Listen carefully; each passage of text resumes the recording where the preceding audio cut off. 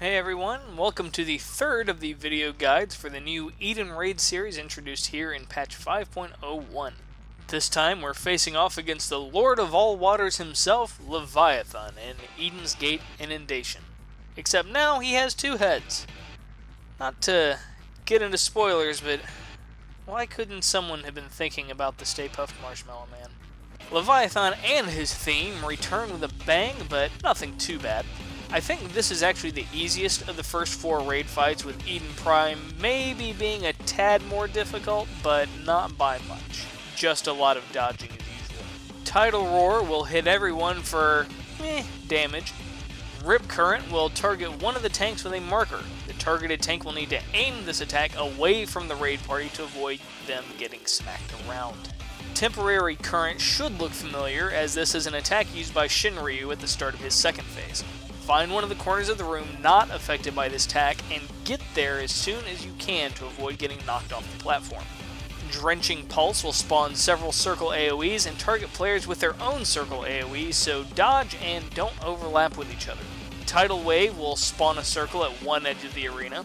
This is a knockback attack, so stand right up against it to avoid getting knocked off the other side.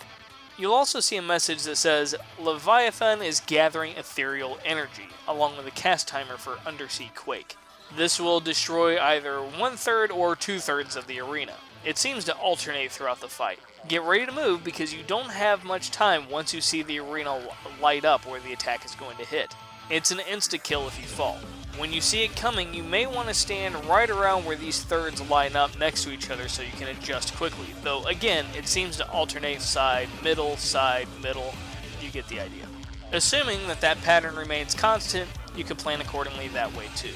Leviathan will continue his attack pattern of marking players with AoE markers and casting Temporary Current. With the reduced size of the arena, this can be a bit tricky, so keep your eyes peeled for safe zones to stand in. Tsunami is Leviathan's big boy attack, so get ready to heal up and shield up. A random player will be targeted with a knockback marker called Surging Tsunami. There will also be donut AoEs in addition to the usual player AoE markings, stack markers, and Temporary Current. There's a lot he starts throwing out during this phase, so be vigilant. You'll see a couple new things after this. Maelstrom will spawn several water AoEs on the ground that you'll need to avoid. Leviathan will also leave the arena.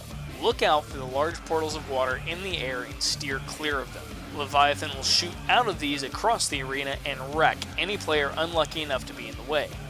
All of these mechanics will continue to repeat until Leviathan is down, which, by this point, shouldn't be too long. That's going to do it for Eden's Gate Inundation.